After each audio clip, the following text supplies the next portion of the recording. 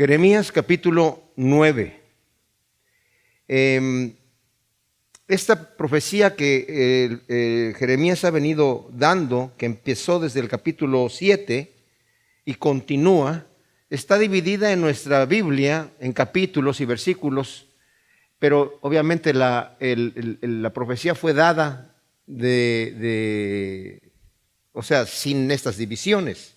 De hecho, la Biblia hebrea incluye el primer versículo del capítulo 9 en el capítulo anterior, o sea, le añade un versículo al capítulo anterior, al 8, y le pone el versículo 23 como el versículo 1 del capítulo 9, para que sepamos que la profecía continúa, pero aún esta división de capítulos no interrumpe lo que viene diciendo. ¿Y por qué lo digo? Porque acaba de darnos, ¿verdad?, diciéndonos desde el versículo 18 del capítulo anterior, está hablando Jeremías, quejándose, llorando. Saben, hay una cosa que no sé ustedes cuántos han escuchado, que se le ha llamado a Jeremías el profeta llorón, ¿verdad? Y a veces como que se oye un poquito despectiva esa frase, ¿verdad? Pobrecito, está llorando y está quejándose y toda esta cosa. Pero yo lo veo como un profeta que tiene el corazón de Dios. Jesucristo también lloró por Jerusalén. Y si Jesucristo llora por cada persona que se pierde, Él no quiere que el impío se pierda, Él no quiere que el pecador sea castigado. De hecho, vamos a ver esto y tal vez lo voy a repetir más adelante. Dios tiene un amor terco por nosotros, por la humanidad entera. Y hace todo lo posible para que la persona vaya al cielo. Uno necesita ser muy obstinado, muy terco y muy estúpido para irse al infierno. Pero si es perseverante en eso, lo va a lograr. Pero cuando llegue al infierno no diga que Dios lo mandó allí, sino que fue por obstinado y por necio y por terco, porque fue más terco que el Señor en decir, no, yo voy a hacer lo que yo voy a hacer. Y es lo que vamos a ver, el Señor está viendo que su pueblo está así. El Señor le ha mandado profetas, le ha mandado, no se cansa, el pueblo ya se ha perdido, el Señor ya ha dicho, este pueblo ya va a recibir el castigo, pero igual les sigo hablando. Es más, el mensaje a Jeremías desde el inicio era, ve y predícales, a ver si te escuchan. Pero sabes que Jeremías, no te van a escuchar, pero tú predícales. Y cuando Jesús llora por Jerusalén, dice, Jerusalén, Jerusalén, que matas a los profetas y a los que te son enviados a ti. ¿Cuántas veces te quise juntar como la gallina junta a los polluelos y tú no quisiste? Y es lo que está viendo aquí. Por eso Jeremías, que fue enviado a predicar con un mensaje tremendo de parte de Dios, obviamente era casi un poquito ridículo verlo a él, en el sentido de que el rey Josías estaba haciendo una gran Pascua y estaban ya inaugurando el templo y la gente está emocionada para ir al templo, pero no van por razones de verdadera adoración a Dios, de que tener una comunión, sino porque era la cosa para hacer, que era la cosa cool, era lo que estaba de moda, ¿verdad? Ya arreglaron el templo y vamos a ir al templo a ver cómo está. Y mira, tenemos ya el templo de Dios y todo nos va bien. O sea, ahora estamos en religión, somos el pueblo escogido de Dios y no nos va a pasar nada. Y vamos a ver que aquí en esta profecía del capítulo 9 el Señor le dice al pueblo, ustedes están confiando en cosas vanas. Anteriormente les dijo, están diciendo el templo de Yahvé, el templo de Yahvé, el templo de Yahvé, como si con eso ya van a estar seguros, como si esa religiosidad exterior los fuese a librar del castigo que viene por su rebeldía, por la maldad que había allí, cosa que Dios no quiere hacer. Y dijo anteriormente, dice, ni siquiera se avergüenzan de lo que están haciendo. Y por eso el versículo 18 del capítulo anterior dice, aunque tenga consuelo en la aflicción, mi corazón desfallece dentro de mí. Al oír el lamento de la hija de mi pueblo desde una tierra lejana, ¿no está Yahvé en Sión? ¿No está en ella su rey? ¿Por qué me habéis provocado con imágenes esculpidas, con vanidades extrañas? Pasó la siega, se acabó el verano y nosotros no hemos sido salvados. Por la llaga de la hija de mi pueblo estoy quebrantado, me he visto de luto, atenazado de espanto. No hay bálsamo en Galad, no hay médicos allí. ¿Por qué entonces no se cierran las heridas de la hija de mi pueblo? Y la Biblia hebrea incluye el versículo que viene. ¿Quién me diera que mi cabeza fuera agua y mis ojos manantiales de lágrimas para llorar día y noche por los muertos de la hija de mi pueblo? O sea, Jeremías está viendo lo que va a venir. Y este llanto, este clamor que ya lo vimos en el versículo 19 del capítulo anterior, donde dice, al oír el lamento de la hija de mi pueblo desde una tierra lejana, o sea, la gente que va a ser llevada, va a llegar Nabucodonosor y va a matar a niños, mujeres, hombres, ancianos, no va a respetar a nadie. Lo va a decir aquí. Va a matar a todo mundo. Y ya los cuerpos los va a dejar afuera. Lo vimos ya en el capítulo anterior que estaba profetizado, lo va a volver a mencionar aquí, otra vez. Y está este jovencito profeta de entre 20 y 21 años, parado en el templo, afuera del templo, mientras la gente va entrando a supuestamente adorar a Dios, entre comillas, y les está diciendo, ustedes ni siquiera conocen a Dios. Ustedes creen que por su religiosidad, pero ustedes van a ser destruidos porque son gente perversa. Y como vemos aquí, lo que va a pasar en este capítulo 9, el Señor se va a comunicar con Jeremías de una manera tan especial porque Jeremías estaba destrozado, viendo toda la maldad que había. No lo respetaban por su juventud y más adelante no lo respetaban porque parecía contradictorio su mensaje. Fíjese qué cosa tan especial. También lo vamos a ver un poco más adelante, pero me voy a adelantar para que lo vayamos pensando. Ezequiel que fue... Él empezó a profetizar, estuvo en Jerusalén y se lo llevaron desde muy joven, deportado a Babilonia, y allá empezó a profetizar. Y las profecías que él decía es que Sedequías, que fue el último rey, y lo iban a llevar a Babilonia. Y Jeremías decía que Sedequías no iba a ver Babilonia. Entonces pensaban, eso está en el libro de Antigüedades de Josefo. Decían, se están contradiciendo los dos profetas, porque uno dice que va a llegar a Babilonia, pero que Sedequías no va a ver Babilonia. Bueno, lo que pasa es que a Sedequías, como se rebeló en contra del rey de Babilonia, estaba tan enojado Nabucodonosor que degolló a sus hijos delante de él y luego le sacó los ojos. Y se lo llevó encadenado a Babilonia, pero no vio Babilonia y se murió allá. Entonces, cuando veían esta quizá de contradicción, decían, se están contradiciendo estos profetas, no están diciendo la verdad. Y fue muy atacado el pobre Jeremías. Entonces, él está viendo toda esta maldad, sabe que está hablando de parte de Dios y que la gente no quiere escuchar. Al ver la terrible condición de maldad en la que se encuentra Jerusalén, se lamenta llorando por los muertos de Jerusalén. La maldad, mis amados, trae consigo destrucción y muerte. O sea, a veces decimos que es el juicio de Dios que vino allí, pero ni siquiera viene de que tiene que traer el juicio de Dios, porque la misma maldad, la corrupción de la sociedad, una vez que se corrompe la sociedad, se autodestruye. Dios ni siquiera tiene que meter la mano, pero la mete, ¿verdad? Primero envía a sus profetas, envía a sus mensajeros diciendo arrepiéntanse, arrepiéntanse, pero ya una vez que la gente no se arrepiente, viene la destrucción total. Y en este caso, ¿verdad? Dios aplica el justo castigo que ya Él aborrece el mal hasta la muerte. ¿Y saben por qué el Señor castiga el mal? Porque lo tiene que eliminar. Es algo bueno que el Señor esté castigando el mal. Porque si Dios perdonara las cosas y dijera, bueno, no hay problema, no hay problema, ¿verdad? Como algunos creen, no, al final el Señor va a perdonar hasta el diablo y todos vamos a estar contentos. ¿Saben qué? Si el Señor no destruye la maldad, yo no quiero estar en el cielo. Pero si sabemos que Dios elimina la maldad completamente, qué glorioso lugar va a ser la gloria de Dios. Pero no la perdona nada más ligeramente, la aborrece a la muerte y Él se la echó encima. Él se echó encima el pecado de todos nosotros. Y Él murió por el pecado de toda la humanidad. Como dice Juan, ¿verdad? Si hemos pecado, Él es fiel y justo para perdonarnos de todos nuestros pecados. Él murió por nosotros. Y no solamente por nosotros, dice, hijitos míos, sino por los pecados de todo el mundo. Entonces, el versículo 2 dice, ¿quién me diera en el desierto un albergue de caminantes para abandonar a mi pueblo para alejarme de ellos, porque todos ellos son adúlteros, congregación de traidores. Jeremías anhela poder alejarse de Jerusalén al desierto para no ver más a sus compatriotas deshonrando a Dios y destruyéndose ellos mismos, siendo adúlteros y traidores y mentirosos y asesinos y toda esta cosa.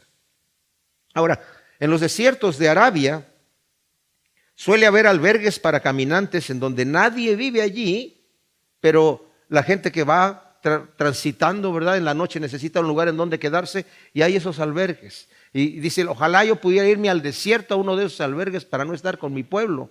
¿Se imaginan la frustración del profeta al estar viendo toda la maldad que había ahí? Al recibir palabra de Dios y que el pueblo dijera, no, tú no estás hablando de parte de Dios. Lo que tú estás diciendo es mentira, no te creemos. ¿Verdad? Y él sabe, porque ya ve el cuadro ya futuro, porque el Señor ya se lo ha revelado. Más adelante, ¿verdad?, en el capítulo 37, del 11 al 14, Jeremías intenta salir de Jerusalén para recibir una herencia con los suyos, y es acusado de traición y es echado en la cárcel. Cuando lo ven saliendo, dicen, te estás escapando para irte con los caldeos. No, voy a recibir una herencia. No, no es cierto, te estás escapando, ¿verdad? Estás desmoralizando a la gente, y lo echan a la cárcel. Y desde la cárcel él está predicándole a la gente. Y como está predicando a la gente, esto también lo dice Josefo, y también está allí en los capítulos 37 y 38. Josefo habla de otros detalles que no están allí. Dice que desde la cárcel gritaba a la gente, y luego el rey Sedequías lo saca de la cárcel, ¿verdad?, porque estaba muy maltratado en la cárcel, entonces lo saca de la cárcel y lo tiene como en un arresto domiciliario, y desde allí está predicándole a la gente, y los consejeros del rey le dijeron, oye, este hombre está desmoralizando a toda la gente. Y ya estaban al final, ya habían venido Nabucodonosor, ya se había llevado un montón de gente, ya había hecho una matanza terrible. Y al mismo Sedequías, bueno, primero puso al hijo de Josías, ¿cómo se llama? Bueno, lo vamos a ver más adelante, creo que se llama Joacim, y que hizo lo malo delante del Señor, y Jeremías Nabucodonosor pues, lo mató, ¿verdad?, porque se rebeló contra Nabucodonosor. Nabucodonosor lo puso como rey, y dice, a este no lo entierran, a este nada más lo echan fuera de la ciudad, ahí tras la pared, que su cuerpo quede ahí. Y a toda la gente que mató también no los van a enterrar, los van a dejar ahí. Es terrible. Ya había pasado toda esta cosa, ¿verdad? Y Sedequías también se revela, terrible esta cosa. Entonces, al rato, cuando está predicando Jeremías desde la cárcel, y la gente dice, están desmoralizando a todos los hombres, y a los que estaban con valor para luchar, ahora que venga Nabucodonosor, ya no tienen valor para luchar, porque Jeremías les decía, no luchen, porque si luchan los van a matar. Entréguense. Sométanse y van a vivir bien. Eso es lo que Dios me dice que les diga. Y ellos, no, Dios no te está diciendo eso. Entonces lo agarran y lo meten en una cisterna que tenía lodo, y casi se muere ahí el pobre Jeremías. Hasta que un etíope le dice al rey, oye, saca al pobre Jeremías, mira esto, lo que estos hombres están haciendo, y ya lo saca. Y luego lo manda a consultar y le dice, a ver, Jeremías, dime qué te dice el Señor que debemos hacer. Dice que te mantengas fiel a Nabucodonosor. Él te puso como rey a ti también. Mantente fiel y te va a ir bien. Pero los consejeros del rey le decían, no, nosotros vamos a estar aquí confiados y vamos a luchar contra Nabucodonosor. Entonces cuando se rebelan, Nabucodonosor se enoja más todavía. Él tenía un fusible muy cortito, Nabucodonosor, ya sabemos. Cuando entremos al libro de Daniel nos vamos a dar cuenta, ¿verdad? Y pues le hizo lo que le hizo, ¿verdad? Mató a sus hijos delante de él y luego le sacó los ojos. Y mató a muchísima otra gente, al sumo sacerdote, a los principales de la gente de ahí. Tremendo, ¿verdad? A los más valientes los degolló. Entonces, el versículo 3 dice aquí, tensan su lengua como arco, lanzan mentiras. La verdad no prevalece en la tierra porque proceden de mal en mal, y a mí no me conocen, dice Yahvé. Estaban experimentados en mentir y hacer daño con la lengua, como el arquero tensa el arco, tirando flechas para matar con dardos de falsedad. O sea, empleaban sus fuerzas para ir de mal en peor, De manera que Dios declara que la verdad no prevalece en la tierra. Su pueblo no lo conoce. Es terrible engañarse pensando que por el hecho de que Dios no envía el castigo por el pecado inmediatamente, que a Él no le importa. O que Él no se entera del mal que está pasando. O peor aún, que lo aprueba. Estos hombres eran experimentados en la mentira. Yo les digo una cosa, por naturaleza estamos diseñados para decir la verdad. Un niño tiene que aprender a mentir. Porque al principio le dices, dime qué dice, pues sí dice la verdad, ¿verdad? Pero después ya, cuando dice su primera mentirita, dice, me la creyeron, entonces ya sé cómo hacerle, ¿verdad? Pero estas personas eran experimentadas en mentir. Era así como Joab, el capitán de la guardia, con Abner, que llegó, te voy a besar, mi hermano mío, y mientras se acercó para besarlo, lo tomó de la barba, sacó su puñal y se lo enterró. Así están estos hombres. Están diciendo una cosa aquí, pero la verdad lo que quieren hacer es enterrar el puñal. Y dice aquí, cuídese cada uno de su prójimo, no tenga confianza en ningún hermano, porque todo hermano suplanta y todo prójimo anda calumniando. Cada uno engaña a su compañero, no habla verdad. Han adiestrado su lengua a la mentira y se pervierten hasta el cansancio. Wow. Ahora, como dije, el pensar, al no conocer a Dios y creer que a Dios no le importa. Fíjense lo que dice el Salmo 50. El Salmo 50 es tremendo, porque hay un pasaje allí en el Salmo 50 que el Señor está hablando al impío. Y dice así, en el versículo 16, pero al malo dijo Dios, ¿quién eres tú para recitar mis preceptos y tomar mi pacto en tu boca? O sea, ¿qué estás haciendo tú con la Biblia en la mano? ¿Qué estás tú hablando de mis cosas? ¿Por qué estás haciendo estas cosas? Tú que aborreces la corrección y das la espalda a mis palabras, que si ves a un ladrón corres en su compañía y con los adúlteros es tu parte. Entregaste tu boca al mal y tu lengua trama el engaño. Te sientas y hablas contra tu hermano y difamas al hijo de tu propia madre. Y estas cosas has hecho y guardaré silencio. ¿Piensas que yo soy igual a ti? Te reprenderé y expondré tus pecados ante tus propios ojos. Entended bien esto, los que de Dios os olvidáis, no sea que os destroce y no haya quien os salve. Wow, ¿verdad? O sea, realmente el Señor está diciendo, tengan cuidado, ¿verdad? No crean que porque yo no he metido la mano es que lo estoy aprobando. En Romanos capítulo 2 del 1 al 11, Pablo está diciendo, tú moralista que estás criticando al impío y dices, qué maldad esta está haciendo. Y tú de lo que lo estás criticando, tú también lo estás haciendo. Tal vez no de la misma magnitud, pero tú también lo estás haciendo. Y crees que porque Dios no ha descargado el puño sobre ti, que está probando lo que estás haciendo. Que no te das cuenta que el hecho de que no te ha castigado y no ha descargado el puño sobre ti, es por su paciencia y longanimidad, te está dando tiempo para que te arrepientas. Pero por tu corazón no arrepentido estás atesorando ira para el día de la ira de Dios. El que no conoce a Dios, eso le sucede. El que no conoce a Dios está pensando, estoy yendo a la iglesia, estoy leyendo la Biblia, estoy escuchando canciones cristianas, estoy cantando los cantos. Oye, ¿qué más? ¿Verdad? Estoy dando mi ofrenda y toda la cosa. Estoy cumpliendo mi religión, ¿verdad? Pero ¿cómo vivo mi vida? Dios me conoce. ¿Cómo vivo mi vida? ¿Estoy realmente dando testimonio de mi fe, de una verdadera fe en Dios? ¿Estoy realmente dando testimonio de una vida transformada? Como dijo Juan el Bautista, dad frutos dignos de arrepentimiento.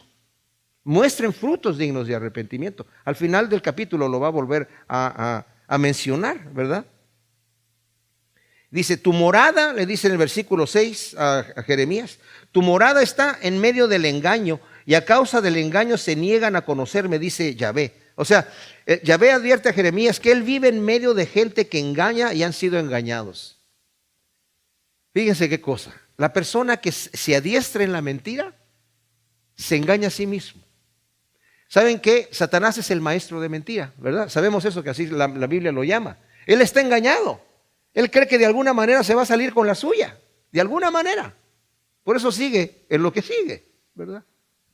Increíble. El pueblo, por la perversidad y el engaño que atesoran, se niegan voluntaria y obstinadamente a conocer a Dios. Entonces, ¿la sentencia cuál es? Versículo 7 al 9 dice: por tanto así dice Yahvé Sebaot, o sea, Jehová de los ejércitos: he aquí que yo los acrisolo y los pruebo. ¿Qué más podría yo hacer por la hija de mi pueblo? Su lengua es cual saeta mortífera que habla engaño, con su boca hablan paz con su prójimo, pero dentro de sí colocan su emboscada, así como Joab con Abner.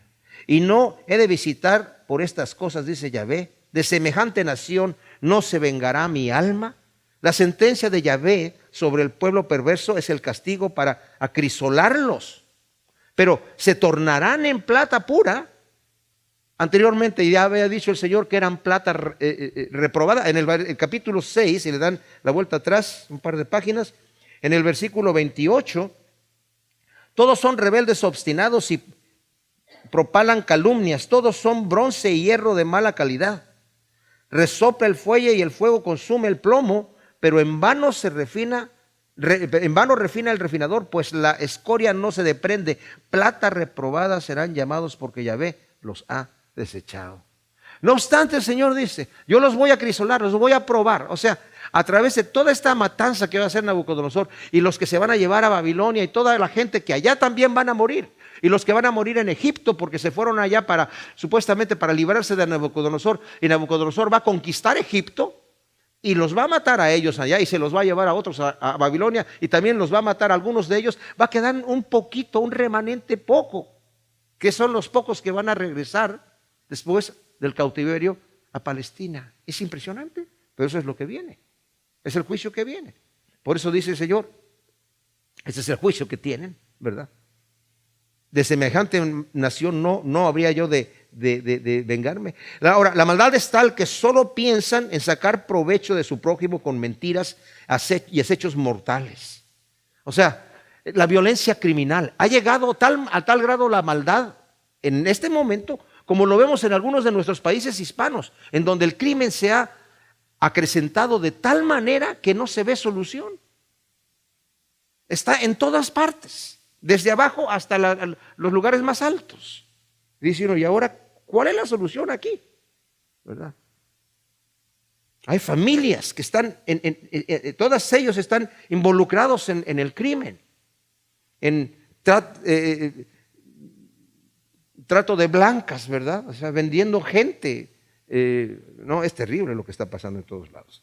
La venganza de Dios sobre su pueblo es correctiva, pero solo para el remanente que va a regresar del cautiverio, como dijo. Dios es un Dios de amor y misericordia. Se necesita, como dije yo, ser muy obstinado y tonto para irse al infierno, ¿verdad? Por los montes alzaré mi lloro y mi lamento, y una endecha por los pastos del desierto, porque están quemados y no hay quien pase, ni se oye bramido de ganado. Desde las aves de los cielos hasta las bestias, todo ha huido, todo se ha ido. Reduciré Jerusalén a montones de escombros y la convertiré en un cubil de chacales, y las ciudades de Judá en desolación sin habitante. El llanto y el lamento de Jeremías, como dijimos, refleja el lamento de Dios por su pueblo rebelde, que tendrá que ser destruido para poder corregirse. En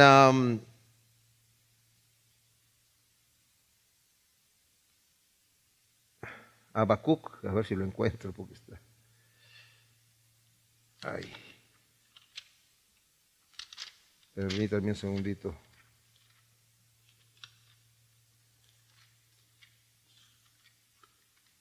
Aquí está. En Habacuc 1:6 dice: he aquí levanto a los caldeos pueblo cruel e impetuoso. Bueno, del 1 al 6 dice: ¿hasta cuándo, oh Yahvé, clamaré por auxilio, pero tú no oirás? Gritaré ante ti violencia, pero tú no salvarás. ¿Por qué me haces ver la iniquidad y me constriñes a mirar la opresión? La violencia y la destrucción me confrontan, surgen contiendas y se levantan pleitos. Por eso la ley ha perdido su poder y el derecho no sale vencedor, porque los impíos han cercado al justo y la justicia resulta pervertida. Mirad a las naciones y contemplad y asombraos, dice el Señor, porque yo haré una obra en vuestros días que aun cuando se os cuente no la creeráis. He aquí levanto a los caldeos, pueblo cruel e impetuoso, que marcha por la anchura de la tierra, conquistando poblaciones ajenas, terribles y temibles. De ellos mismos procede su juicio y majestad. Wow. Y luego continúa hablando de todo lo que viene ahí. El castigo del pecado por parte de Dios es inevitable, pero Él se lamenta por el castigo que el impío recibe por su maldad. En Ezequiel 33:11 dice el Señor: yo no quiero la muerte del impío. ¿Por qué has de morir?, le dice a su pueblo. ¿Por qué has de morir? Yo no quiero que eso te pase. Durante los 70 años del cautiverio en Babilonia, según también lo menciona Josefo, Jerusalén y todas las ciudades de Judá estuvieron desiertas y deshabitadas. Nadie vivió allí. Estaban deshabitadas, ¿verdad? Por eso en Nehemías, cuando le dan la noticia, ¿cómo está la ciudad de mis padres? Está en desolación completa. Cuando va Nehemías ahí a visitar, dijo, wow, ¿verdad? Y hasta que hubo una reconstrucción. 70 años después de la matanza que hizo y la destrucción de Nabucodonosor, estuvo desolada toda Judá y Jerusalén, destruida, quemada, todo estaba calcinado. Hasta se burlaban los samaritanos. ¿Qué? ¿Van a reconstruir de las piedras de ceniza esta ciudad? ¿Verdad? Pero así quedó.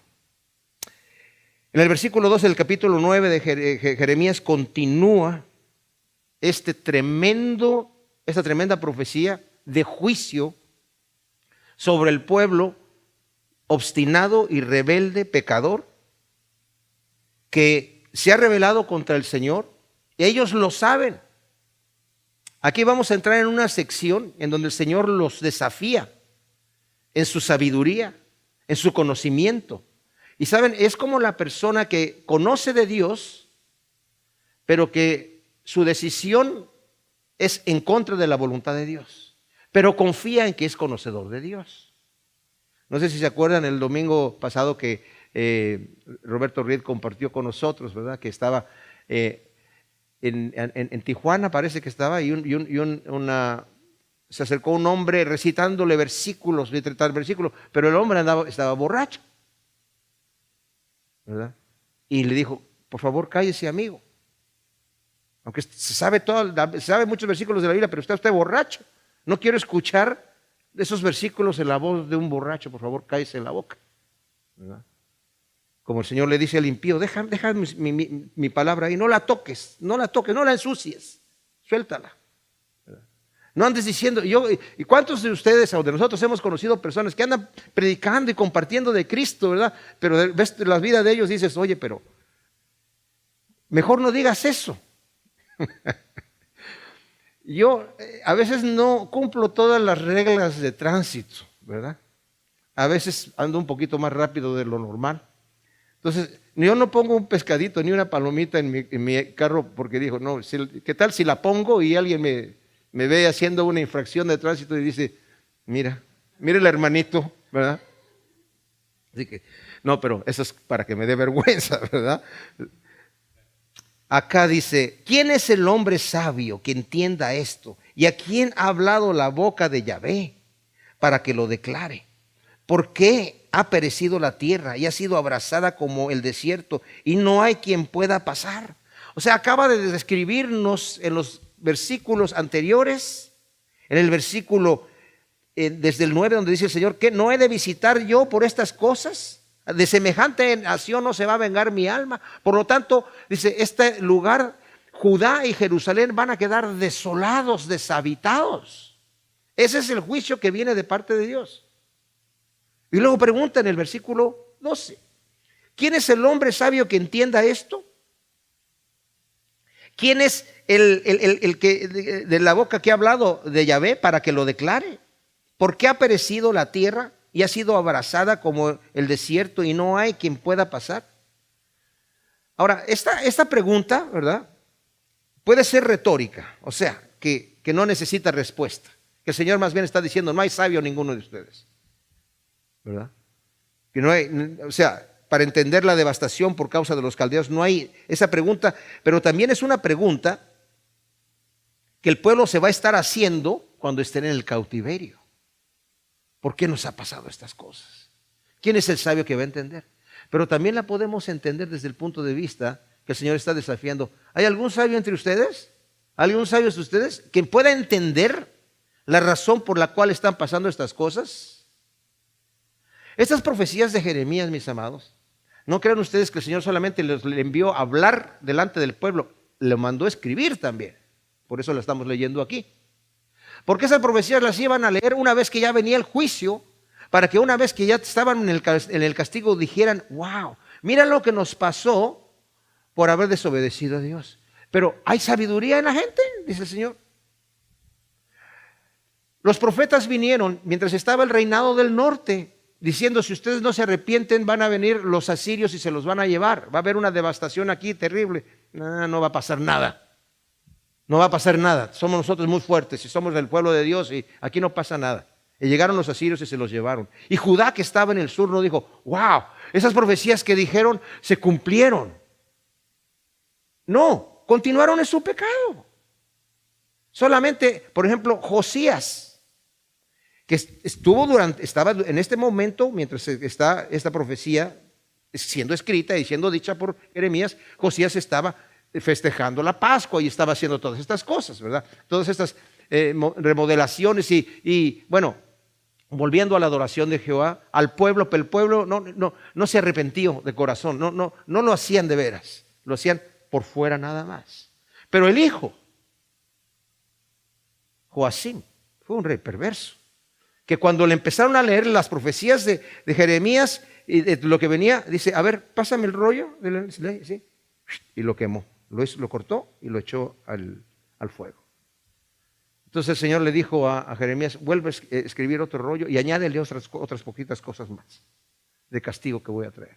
Y ese rey fue el que dejaron, Nabucodonosor lo mató y dice, ese no lo entierran, ese lo dejan allá afuera, a que se pudra, que se lo coman los aves y las bestias. Wow. ¿Cuál es el sabio que entienda? Fíjense lo que dice el versículo 23. Así dice Yahvé, no se alabe el sabio en su sabiduría, y no se alabe el valiente en su valentía, ni se alabe el rico en sus riquezas, sino alabes en esto el que se haya de alabar, en entenderme y conocerme que yo soy Yahvé, que hago misericordia, juicio y justicia en la tierra, porque estas cosas quiero, dice Yahvé. Entonces el Señor está diciendo, no te alabes en tu sabiduría, sabio. ¿Hay algún sabio que entienda? Pero no lo están entendiendo, ¿verdad? Y hay cuánta gente hoy en día, mis amados, se dicen que son científicos, que son sabios, y niegan a Dios. Se burlan del Señor. Escriben libros, escriben tratados. Están siendo predicados y enseñados en nuestras escuelas, como si fueran los grandes genios. Sus filosofías, perversas. Pero ellos dicen que son sabios, se creen sabios. Wow. Como les decía yo de ¿cómo se llama? Stephen Hawking, ¿verdad? Que de repente dijo, pues obviamente hace 10, en inglés 10 billones de años, en español serían 10,000 millones de años, ¿verdad? Este universo surgió. O sea, en otras palabras debía haber dicho, pues ahí está el momento de la creación. Dice, pero como ya sabemos que Dios no existe, debe ser que el universo se creó a sí mismo. Esa es la estupidez más grande que he escuchado yo en mi vida. O sea, ¿de dónde, cómo se crea a sí mismo el universo? Y todos, wow, qué tremendos hombres. Debe ser muy sabio porque lo dijo, está ahí todo cuadrapléjico. Debe ser muy sabio. Y la gente se impresiona con esas cosas. ¿Quién es el sabio y entendido para que entienda estas cosas aquí? Yahvé mismo ha dicho, por cuanto han abandonado mi ley que puse delante de ellos y no han escuchado mi voz, ni han andado conforme a ella, sino que han andado tras la dureza de su corazón y tras los baales que les enseñaron sus padres. Ahora, está haciendo la pregunta, ¿quién es el hombre sabio y entendido y a quien ha hablado la boca de Yahvé para que lo declare? ¿Qué cosa? ¿Por qué ha perecido la tierra y ha sido abrasada como el desierto y no hay quien pueda pasar? Por esta razón, dice el Señor. Aquí está la respuesta. Han abandonado la ley de Dios, no han escuchado la voz de Dios, no han andado conforme a la ley que Dios puso delante de ellos, han andado tras las durezas de su corazón y han andado tras los baales que les enseñaron sus padres.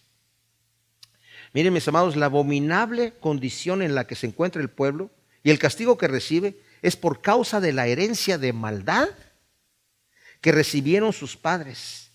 En Éxodo 20, si ustedes le quieren dar la vuelta, si no yo se los leo. Cuando está dando el Señor el decálogo, ya ven que está diciendo que no se hagan imagen, dice en el versículo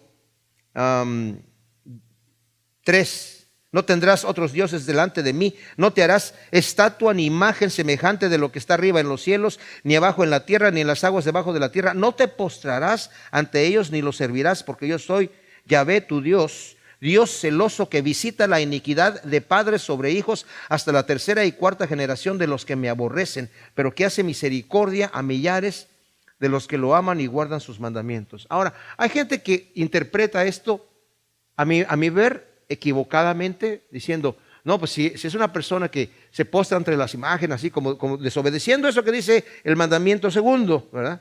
Entonces la maldad va a venir, dice, que visita la maldad de los padres sobre la tercera y hasta la cuarta generación. O sea, tenemos como una herencia de maldición heredada generacional. Y andan echando fuera demonios, ¿verdad? Para que la gente ya se libre de esa maldición.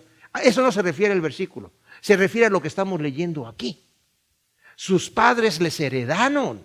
Es la idolatría. Y por eso están ustedes en la condición que están. Los baales que ustedes están adorando se los heredaron sus padres. Es la herencia que les dejaron. Esa es la forma correcta de interpretar el versículo 5 del capítulo 20 de Éxodo.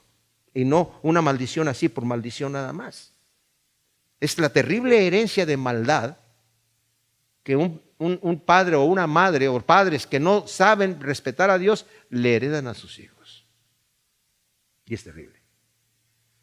Versículo 15 dice, por tanto, así dice Yahvé Sebaot, Dios de Israel, he aquí yo daré a comer este pueblo ajenjo y les daré a beber aguas venenosas. Los esparciré entre naciones que ni ellos ni sus padres conocieron y enviaré tras ellos la espada hasta exterminarlos.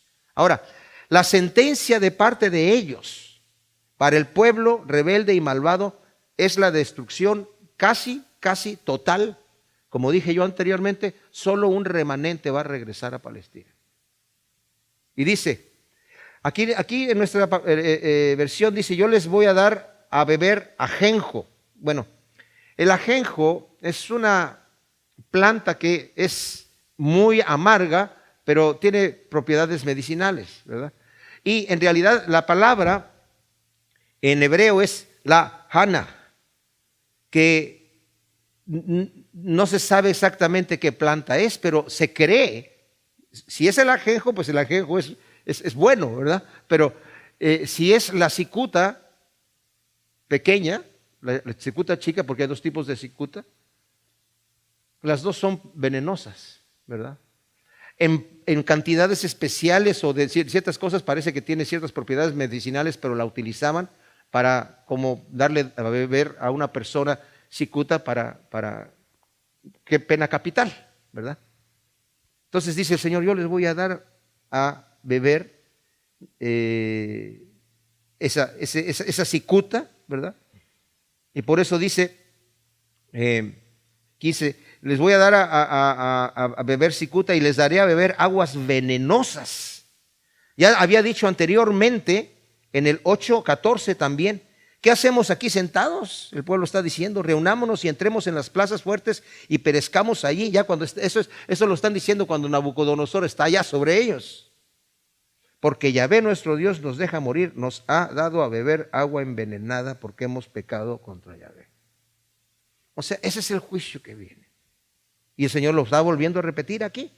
Eso es lo que voy a hacer. Porque ellos han decidido estar en contra. Serán esparcidos y perseguidos entre las naciones.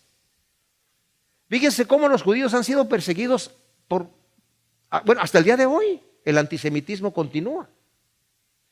Es juicio de Dios sobre ellos por la rebelión. Era el pueblo escogido de Dios que tenían que dar testimonio de las buenas leyes, de los buenos mandamientos que el Señor les había dado. Dar testimonio al mundo de que Dios es un Dios fiel, de que Dios es un Dios bueno. Pero ellos se rebelaron contra Dios. Y mis amados, no podemos jugar con Dios. Dios tiene un plan para nosotros tremendo. Nuestra salvación le costó la muerte. Eso lo quiso hacer el Señor. Y no es para que digamos, ¿sabes qué, Señor? No nos importa. Vamos a hacer lo que nosotros queremos. No. Sino necesitamos prestar atención a lo que el Señor está diciendo aquí. Entonces, esa es la sentencia. Y luego dice, así dice Yahvé Sebaot, versículo 17. Poner atención y llamar a las plañideras para que vengan, enviad a las que son diestras para que vengan, que se apresuren a levantar el llanto sobre nosotros para que nuestros ojos se deshagan de lágrimas, nuestros párpados destilen agua, porque de Sión fue oída voz de endecha. ¿Cómo hemos sido destruidos? ¿Cómo hemos sido avergonzados? Hemos tenido que abandonar la tierra y nuestras moradas han sido destruidas. Oíd pues, oh mujeres, el oráculo de Yahvé, y reciba vuestro oído la palabra de su boca. Enseñad endechas a vuestras hijas, y cada cual a su compañera la lamentación. Ahora, el versículo 17 dice que el Señor le está diciendo a la gente, le dice a través de Jeremías, es decir, al pueblo, que contraten plañideras para lamentarse por la terrible devastación que sufrirán. O sea, las plañideras son lloronas profesionales. Estaba viendo en el internet que en Querétaro, de donde yo soy, hacen concursos de plañideras. Entonces hay mujeres que llegan allí a llorar, y a ver quién llora más, así vas, ¿verdad? A ver quién me hace llorar si la mujer me hace llorar cuando llora. Y como no tienen por qué llorar, o lloran por artistas o por cantantes famosos, ¿verdad? Entonces, y estaba viendo unos videos ahí en las mujeres que, ¡oye, qué manera de llorar! Bueno, en aquel entonces se acostumbraba que la gente contrataba plañideras, ¿verdad? Lloronas profesionales, y les pagaban bien para que lloraran fuerte por el familiar que se me murió, para que sepan cuánto yo lo quería, ¿verdad? Y a ver, llórale bonito, que la gente sepa. Y yo allá en México pues vi algunos funerales en donde sí, había unas que iban adelante y no, qué manera de llorar, ¿verdad? El Señor dice, contraten algunas, ya si ustedes no sienten llorar por esto, contraten algunas, dice, porque apresúrense a levantar el llanto, y les dice qué es lo que tienen que decir, ¿verdad? Dice, porque esta es la endecha. ¿Cómo hemos sido destruidos? Eso es lo que las plañideras van a estar llorando. ¿Cómo hemos sido avergonzados? Hemos tenido que abandonar la tierra y nuestras moradas han sido destruidas. Y luego les dice a las mujeres, y dice, mujeres, ustedes ahora enséñenle a sus hijas a llorar así bonito también, porque también lo van a necesitar. Es más, lo dice en el versículo 21, porque la muerte ha subido por nuestras ventanas, ha entrado en nuestros palacios. Aquí hay otro clamor ya. Esa es otra versión que también las plañideras, y ya todo el pueblo ahora va a estar llorando por esto. La muerte ha subido por nuestras ventanas, ha entrado en nuestros palacios, ha arrebatado al niño en la calle y a los muchachos en las plazas. ¡Wow! Y ese dice el Señor, así dice Yahvé, los cadáveres caerán como estiércol sobre la faz del campo, como gavilla detrás del segador, y no habrá quien los recoja. El Señor ya les había profetizado en un capítulo anterior, pero dentro de esta misma profecía. Dice, van a llenar el valle donde ustedes tenían el Tofet, donde ofrecían a sus hijos a Baal, a Moloc. La palabra Baal significa señor, ¿verdad? Entonces tenían varios señores. Por eso dice a los Baales, o sea, a varios dioses. Y Moloc le ofrecían a los niños, los ponían, calentaban a este ídolo de fierro al rojo vivo y le ponían los niños en las manos y así morían. Ese era el Tofet. Y luego lo tiraban en un lugar que le llamaban el Tofet.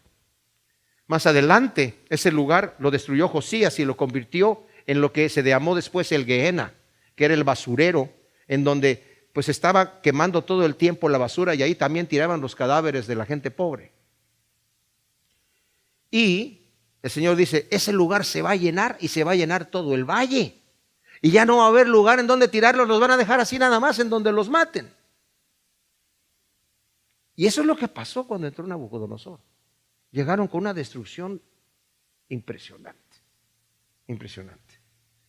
Y lo que está diciendo aquí, los cadáveres van a quedar allí como estiércol, sobre la faz del campo, como gavilla detrás del segador, y no habrá quien los recoja.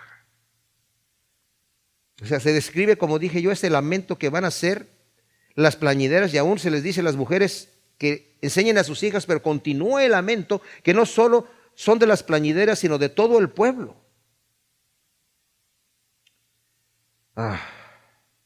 El pueblo rebelde, dice el 23, así dice Yahvé, no se alabe el sabio en su sabiduría, ni se alabe el valiente en su valentía, ni se alabe el rico en sus riquezas, sino alábense en esto el que se haya de alabar, en entenderme y conocerme, que yo soy Yahvé, que hago misericordia, juicio y justicia en la tierra, porque estas cosas quiero, dice Yahvé.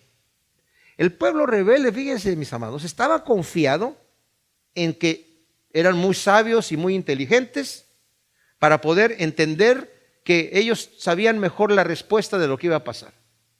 Ese jovencito que venía ahí, que al final pues llegó a ser viejo, ¿verdad? Obviamente. Lo veían como un loco. Ese es el loco, Jeremías. Porque había otros falsos profetas que decían, no, el Señor dice que aquí ustedes son muy sabios, son muy valientes, son muy fuertes, es una nación muy rica. Cuando llegue Nabucodonosor va a decir, wow, mira este templo, mira las paredes de oro, mira las puertas de oro, mira los pilares que hay aquí. No, esto vale la pena conservarlo y ustedes son una gente muy pudiente. Ya había llegado Nabucodonosor y aunque había matado gente, había dejado un rey ahí. Entonces dijeron, mira, esto está la cosa bien. Entonces nos podemos rebelar porque venían los falsos profetas. Rebélate contra Nabucodonosor y el Señor te va a dar la fortaleza porque ahora ya tenemos aquí un templo. Y mira, tenemos estas cosas. Entonces dice, no te alabes en la sabiduría, ni en la valentía. Es que tenemos gente muy fuerte en nuestro ejército. Ni tampoco te alabes en tus riquezas pensando que por tus riquezas te van a... Y aunque tuvieran poder de alguna manera, no te alabes en eso. No confíes en lo material para el bienestar de tu vida. Fíjense, mis amados, esto no solamente es para el pueblo de Israel en aquel entonces, es para nosotros hoy. No nos alabemos en la grandeza de las cosas que podemos hacer o tener o lograr en esta vida. ¿En qué nos debemos alabar? Como Pablo dice, todo lo que antes yo tenía en la carne, lo tengo como estiércol para ganar a Cristo. Y yo me gozo me gozo y me enorgullezco en Cristo, pero no en lo que yo he hecho. De esas cosas me glorío, dice el apóstol Pablo. Entonces, gloríese o alábese en esto el que haya de alabarse, en entenderme y conocerme que yo soy Yahvé, que hago misericordia, juicio y justicia en la tierra, porque estas cosas quiero, dice Yahvé. O sea, yo no quiero la destrucción, yo no quiero el castigo, yo tengo la misericordia. Y como dije, mis amados, el amor de Dios es tan fuerte y tan terco que no se da por vencido. No se da por vencido y está ahí, pum, pum, pum, pum, pum. Yo lo veo en mi propia vida. Digo, Señor, qué paciente eres. Y le doy gracias a Dios que me ha dado una sensibilidad cada vez mayor en el sentido de que, aunque peque menos, me siento más culpable. No sé si me entiendo. Porque el Señor como que me da más sensibilidad al pecado. Y cuando veo, digo, oye, he encaminado una distancia y mi vida no es como estaba en aquel entonces, pero me siento más culpable de cómo me sentía en aquel entonces y cuando estando con Cristo, porque el Señor esa es parte del crecimiento en la fe, mis amados, ¿verdad? Y esa es la misericordia. Por eso dije yo en otra ocasión, el arrepentimiento no es una cosa que hicimos allá hace tantos años cuando yo le entregué mi vida al Señor, sino es algo que hacemos 24/7, cada segundo, cada minuto, cada hora, ¿verdad? Estamos cada vez que alguna situación negativa pasa, porque nuestra carne, no hay hombre que no peque, ¿verdad? Y el que dice que no tiene pecado, dice Juan, es mentiroso y se engaña a sí mismo. He aquí, vienen días, dice Yahvé, en que castigaré a todo circunciso con todo incircunciso, a Egipto, a Judá, a Edom y a los hijos de Amón, a Moab y a todos los que se rapan las sienes, a los habitantes del desierto, porque todas las naciones son incircuncisas y toda la casa de Israel incircuncisa de corazón. El Señor les advierte del juicio del castigo que vendrá sobre los malvados. Dios va a juzgar, dice, a Judá y a los pueblos limítrofes, y a todos ellos los tacha de incircuncisos. El raparse las sienes era una práctica supersticiosa de algunas tribus árabes y había sido copiada por el pueblo judío. Y Dios lo había prohibido en Levítico 19:27. No quiere decir que no te cortes el cabello hoy en día, pero en aquel entonces estaba prohibido porque era una práctica supersticiosa Y el Señor dijo, eso no quiero que lo practiquen, ¿verdad? Pues lo estaba practicando ahí, lo estaban practicando ya. Ahora, la circuncisión del corazón ya había mencionado en el capítulo 4, versículo 4, en donde dice: circuncidaos ante Yahvé, oh varones de Judá y habitantes de Jerusalén. Podían decir ellos, pues ya estamos circuncidados, es el pacto que tenemos. Y quitad el prepucio de vuestro corazón, no sea que mi ira salga como fuego y se encienda y no haya quien la pague a causa de la maldad de vuestras acciones. En Romanos, mis amados, el apóstol Pablo está hablando acerca al mismo tiempo del hecho de la circuncisión, como la gente puede estar confiando, el judío confiaba en eso, que al tener este pacto con Dios estaba totalmente bien ya con Dios. Pero dice en el versículo 25, porque la circuncisión en verdad aprovecha si practicas la ley, pero si eres transgresor de la ley, tu circuncisión se ha hecho incircuncisión, así que cuando el incircunciso obedece las ordenanzas de la ley, no será tenida su incircuncisión como circuncisión. Y si la incircuncisión, que es por naturaleza, cumple la ley, te juzgará a ti, a pesar de la letra y de la circuncisión, eres transgresor de la ley. Pues no es judío el que lo es exteriormente, ni es circuncisión la que aparece exteriormente en la carne, sino que es judío el que lo es interior, y la circuncisión es la del corazón por el espíritu, no por la letra, cuya aprobación no proviene de hombres, sino de Dios. O sea, en nuestro caso sería el bautismo, ¿verdad? Es que ya me bauticé, entonces ya me voy al cielo tranquilito. Bueno, ¿cómo vives? Como dije yo, si sigues viviendo en pecado, nada más entraste, te mojaste, pero ahora eres un pecador mojado. Pero el bautismo es un pacto que hacemos con Dios, en donde decimos, hemos muerto al mundo. Claro que seguimos pecando todos, pero se supone que, por eso dije, estamos en un arrepentimiento constante. Señor, llévame de gloria en gloria, de gloria en gloria. Y la sangre de Cristo Jesús nos limpia de todo pecado. Gracias, Señor, te damos por tu palabra.